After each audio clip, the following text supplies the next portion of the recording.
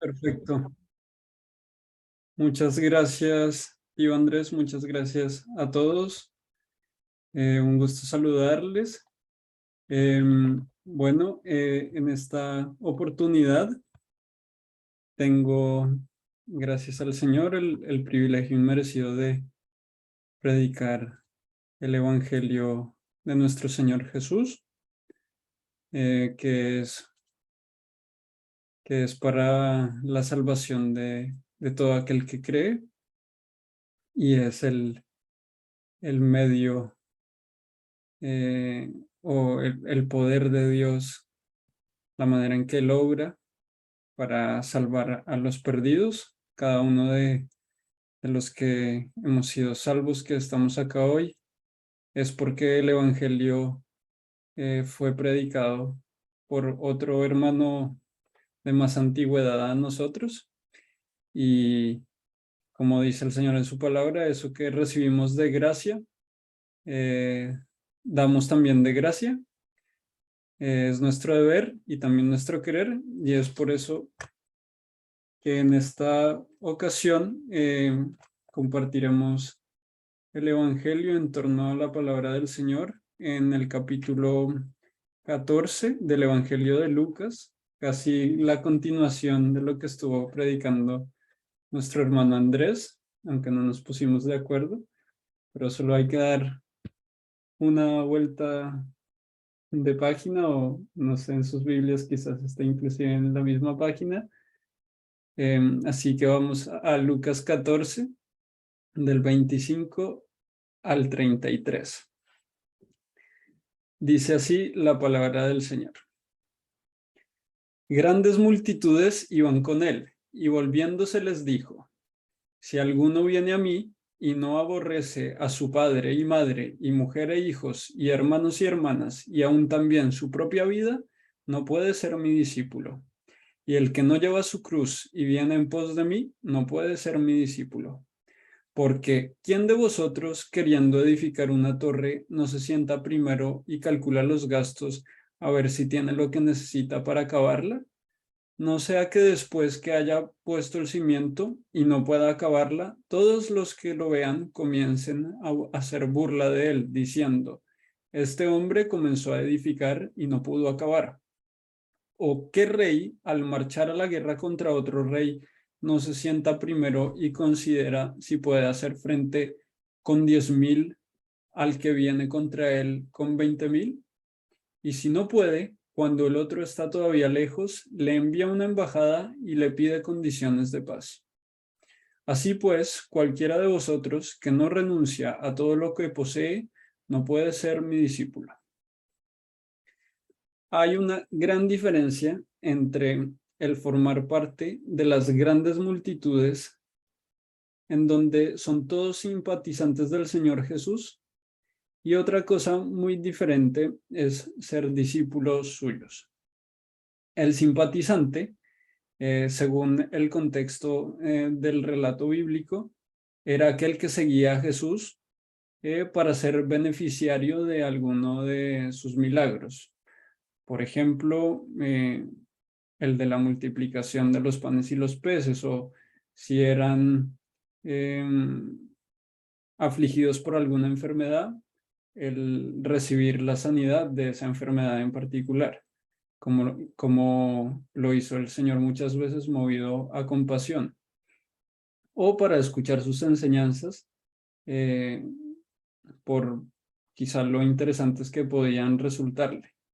Eh, y el simpatizante de hoy en día eh, es quizás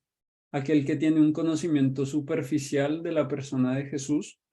y que en función de dicho conocimiento ha concluido que Jesús fue una buena persona o un gran maestro con mucho carisma y que mostró gran compasión por los más necesitados. O incluso puede también creer que Jesús es el Hijo de Dios. Ahora bien, vemos en los primeros versículos de nuestro pasaje que el Señor quiere enfatizar la diferencia entre aquel hombre o mujer del montón que le sigue y aquellos que siguiéndole también son sus fieles seguidores, sus amigos más íntimos o sus discípulos, usando el típico recurso judío tan utilizado en las escrituras, que es la repetición.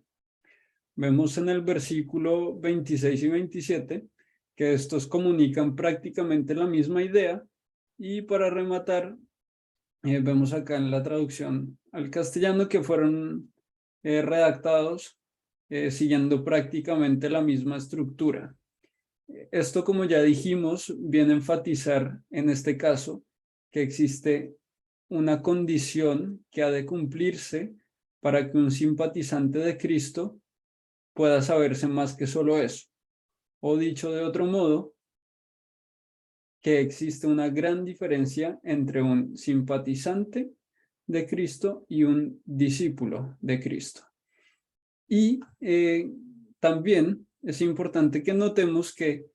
aquel que es simpatizante de Cristo al menos se ha puesto en un lugar en donde puede escuchar el mensaje del Señor,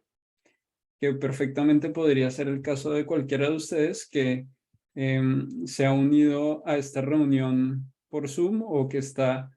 escuchando este mensaje vía YouTube. Y existe entonces para usted,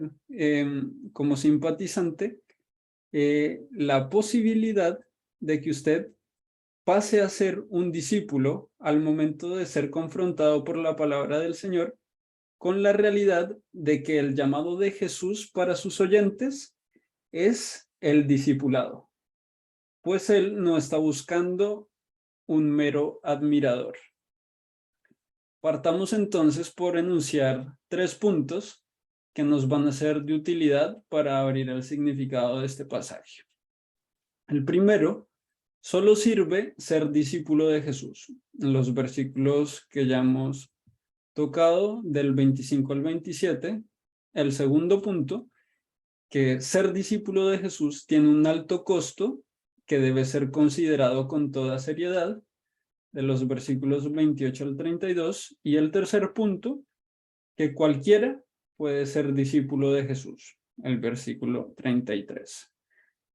Sigamos entonces con nuestro primer punto. Solo sirve ser discípulo de Jesús. Como ya comentamos, Jesús está confrontando a quienes le seguían con la condición que él enuncia en estos versículos 25 al 27, que debía ser cumplida por quienes querían ser sus discípulos, para que quienes le seguían pudieran comprender que el pasar tiempo entre aquellos que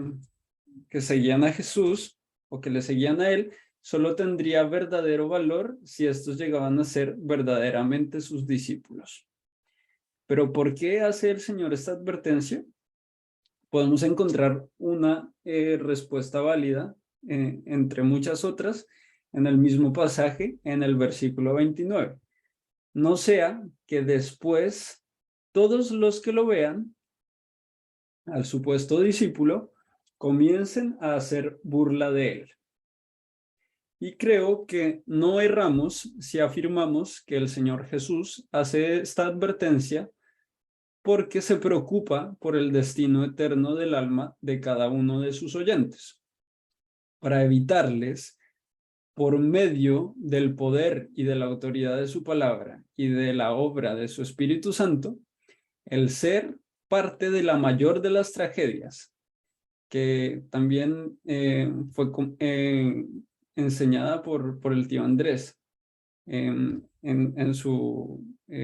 predicación de Lucas 13, que aquellos que creían estar del lado bueno de Jesús sufran la gran decepción que sería el saberse perdidos en aquel día cuando ya no exista remedio alguno para su mal. Este pasaje tiene gran similitud con aquel en Mateo 7, del 19 al 23 también mencionado por el tío Andrés anteriormente, donde vemos esta misma advertencia con mayor claridad. Todo árbol que no da buen fruto es cortado y echado al fuego, leyendo desde el versículo 19 en Mateo 7. Así que por sus frutos los conoceréis. No todo el que me dice, Señor, Señor, entrará en el reino de los cielos, sino el que hace la voluntad de mi Padre que está en los cielos.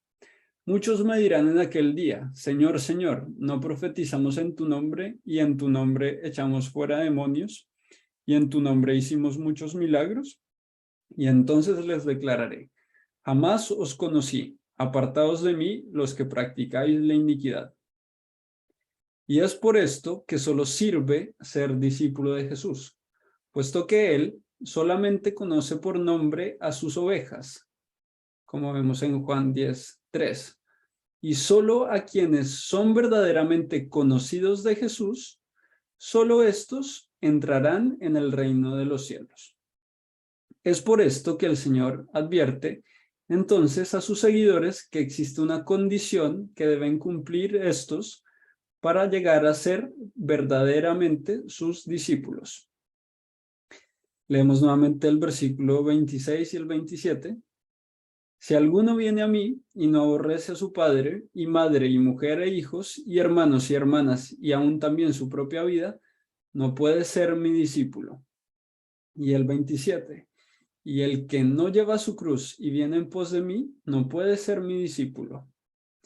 Jesús había hecho también esta misma advertencia a sus discípulos más cercanos, según el registro de este mismo evangelista, unos 5 capítulos antes, en Lucas 9, donde Jesús les dice, si alguno quiere venir en pos de mí, niéguese a sí mismo, tome su cruz cada día y sígame,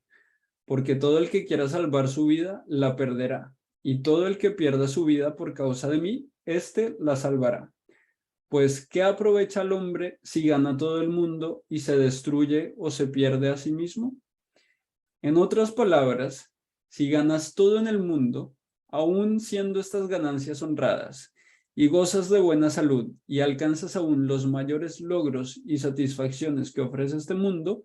nada de eso sería ganancia si una vez mueres te enfrentas con la realidad que te has perdido a ti mismo y que tu destino eterno no es otro que la condenación irremediable y eterna del infierno. Pero si pierdes tu vida por causa de Jesús y arrepentido te conviertes de tus malos caminos, entonces serás salvo. Pero como vimos, no es tan sencilla la cosa. Aún personas sumamente religiosas que no solo llamaban a Jesús Señor, sino que lo llamaban Señor, Señor, obviamente quizás también ante la angustia de estarse quedando fuera. Incluso este tipo de personas que alega tener una relación tan cercana con Jesús terminarán siendo echados a las tinieblas de afuera, donde será el lloro y el crujir de dientes. Por eso, dada la complejidad del asunto, es que debemos prestar mucha atención a la palabra del Señor, en donde vemos cómo, en nuestro pasaje, el Señor Jesús se refiere al alto costo de ser su discípulo y que éste debe ser considerado con toda seriedad por quienes quieren serlo, llegando de este modo ya a nuestro segundo enunciado. Ser discípulo de Jesús tiene un alto costo que debe ser considerado con toda seriedad.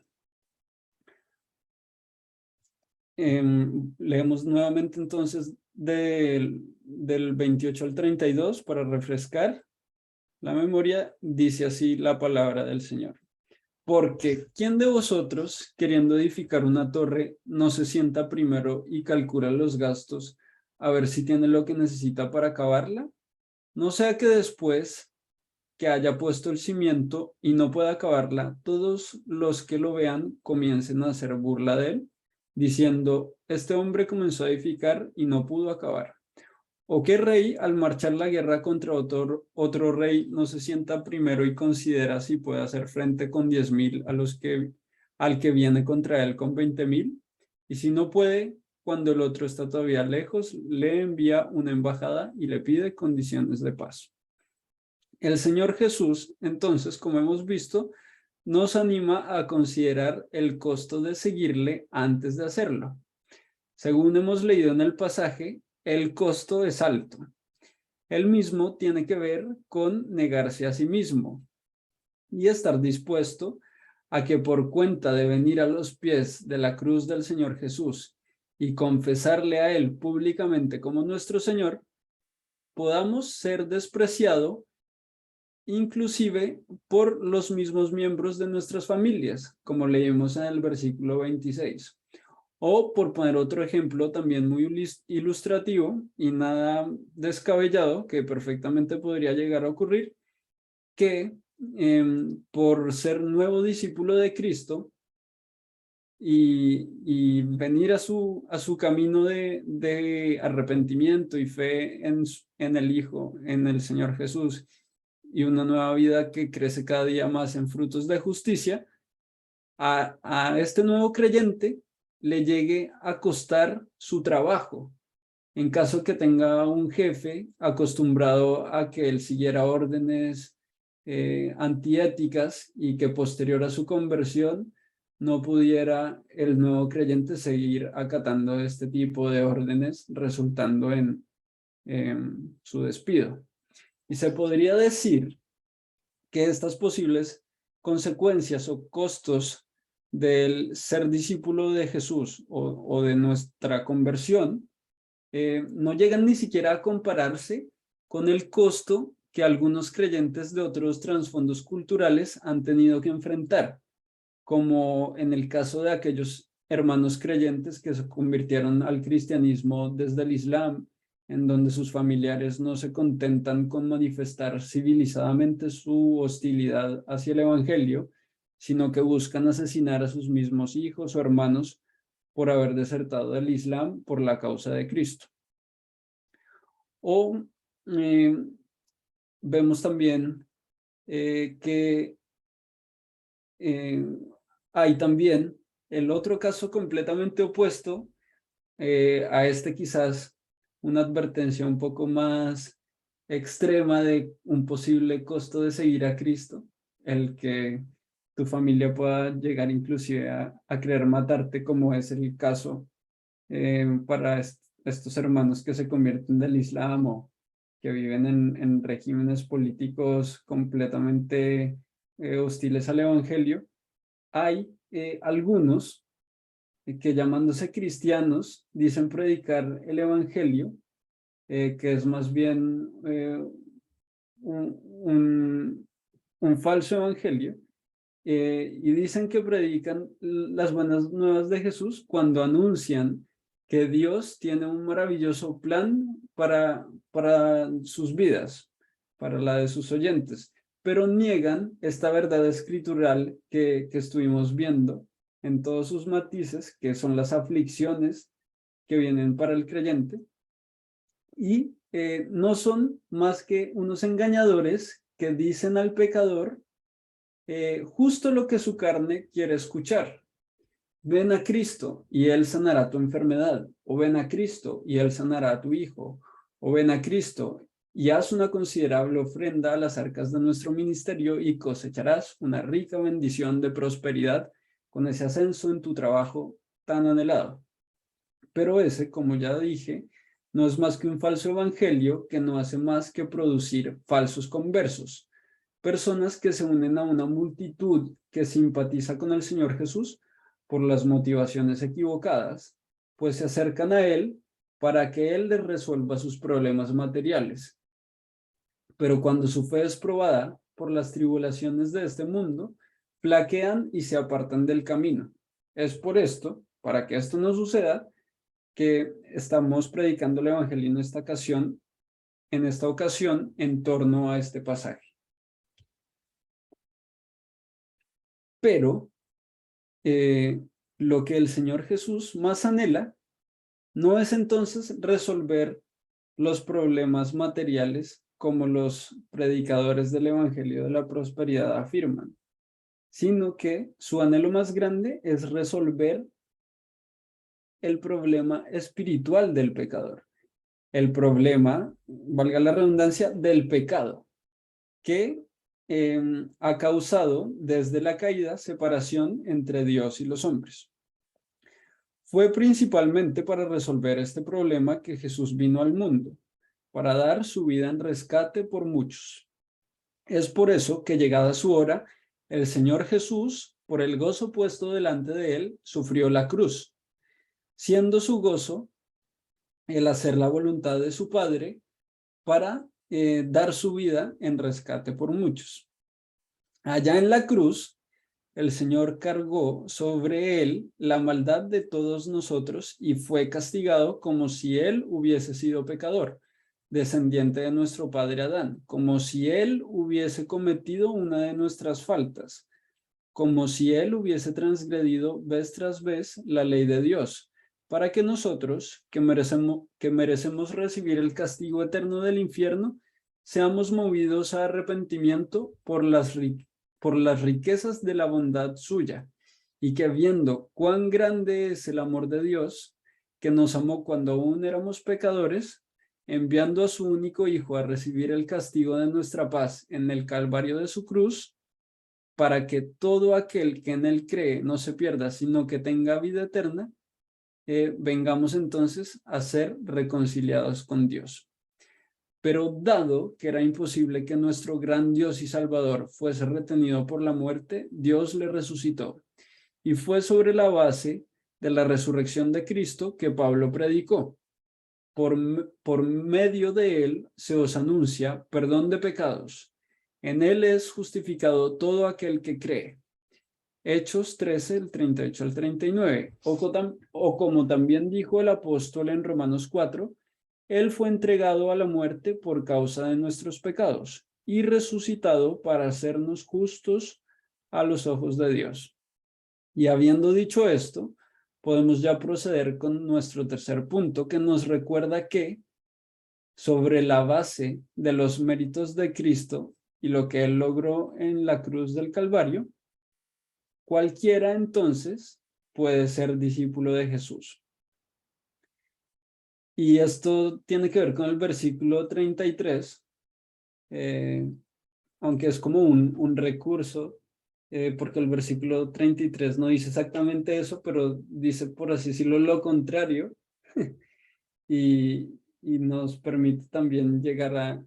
a esta otra verdad bíblica que es nuestro tercer punto, que cualquiera puede ser discípulo de Jesús. Para refrescar nuevamente la memoria, el versículo 33 de la palabra de nuestro Señor dice, así pues, cualquiera de vosotros que no renuncia a todo lo que posee, no puede ser mi discípulo. Y así, como cualquiera que no renuncie a todo para seguir a Cristo no puede ser su discípulo, cualquiera que sí renuncie, sí puede serlo. No porque haya en él, en aquel que renuncia, una sola pizca de mérito o aptitud propia, tal que el Señor Jesús quiera que éste venga y sea su discípulo. Al contrario, puesto que él no vino a llamar a justos, sino a pecadores al arrepentimiento, como está escrito en Lucas 5:32. Y es por su obra en la cruz que ese llamado suyo para los pecadores tiene total sentido, porque ya no hay deuda por ser cancelada entre Dios y nosotros, que sea de impedimento para que nos acerquemos a Él por medio de su Hijo, puesto que Cristo pagó la totalidad de nuestra deuda en la cruz. Es por esto que cualquiera, por muy grande que haya sido su maldad, es llamado a ser discípulo de Cristo e íntimo amigo suyo, pues él ya se hizo cargo del problema del pecado que implicaba que Dios tuviese que castigarnos y estuviese impedido de mostrarnos su favor. Aunque cabe notar que, parándonos en un tiempo previo al hito histórico que fue la cruz del Señor Jesús, Dios siempre recibió a los pecadores que arrepentidos se acercaron a Él con fe, puesto que Él, en su paciencia, pasó por alto los pecados de sus redimidos, con la mira puesta en la cruz de Jesús, a través de la cual Él habría de manifestar su justicia, a fin de que Él sea el justo, por haber castigado a los pecadores en Cristo y no haberles pasado definitivamente por alto sus pecados, y sea Él también aquel que justifica al que es de la fe en Jesús, según nos es revelado en Romanos 3, del 25 al 26. Ya no hay entonces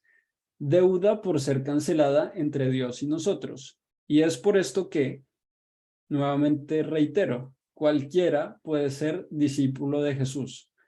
Cualquiera de vosotros que no renuncia a lo que posee no puede ser discípulo, pero cualquiera que sí lo haga y renuncia a todo para ganar a Cristo, sí puede. Pues como dice la palabra del Señor en la carta del apóstol Pablo a los Colosenses, en el capítulo 2, versículo 13, hablando el apóstol a los creyentes de la iglesia de Colosas, les recuerda que, estando muertos en pecados y en la incircuncisión de vuestra carne, os dio vida juntamente con él, perdonándoos todos los pecados, anulando el acta de los decretos que había contra nosotros, que nos era contraria, quitándola de en medio y clavándola en la cruz. Es por esto que, y ya acercándonos al fin de esta predicación, que te invito a que hagas caso a la palabra del Señor y hagas como Jesús manda.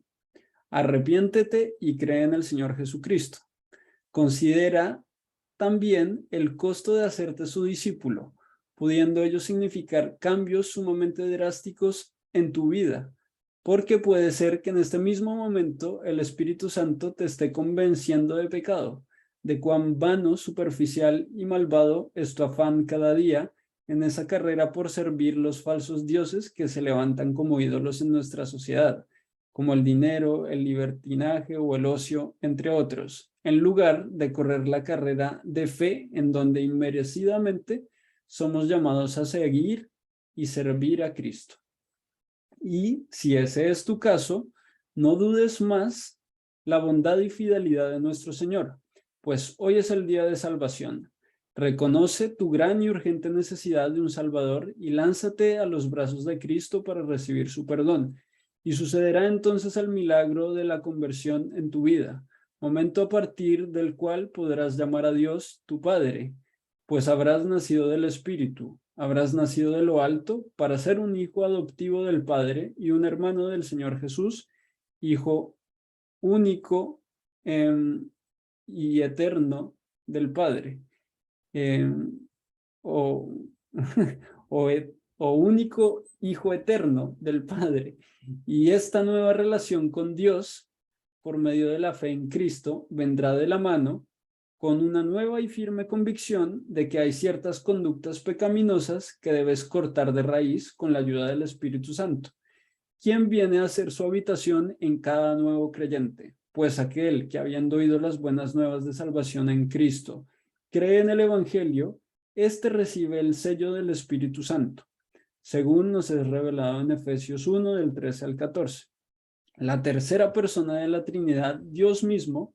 el Espíritu Santo, vendrá a morar en ti si arrepentido te niegas a ti mismo y cuentas todo por pérdida, renunciando a toda ganancia que ofrece este mundo para ganar la vida eterna que Dios ofrece como divino don sobre la base de los méritos del Señor Jesús y su cruz. Pues como dice Romanos 6:23, porque la paga del pecado es muerte, mas la dádiva de Dios es vida eterna en Cristo Jesús nuestro Señor. Ven entonces a Cristo y pon toda tu confianza en Él y en lo que Él ha logrado a tu favor. Niégate a ti mismo, toma tu cruz y síguelo. Y cuando vengan las dificultades que Él nos ha advertido que vendrán en la vida de nosotros los creyentes por la oposición que hay en el mundo contra Él y su evangelio, no desmayes. Y ten por cierto, como aprendemos del ejemplo de nuestro hermano el apóstol Pablo, hablando bajo inspiración divina en Romanos 8:18, que las aflicciones del tiempo presente no son comparables con la gloria venidera que en nosotros ha de manifestarse.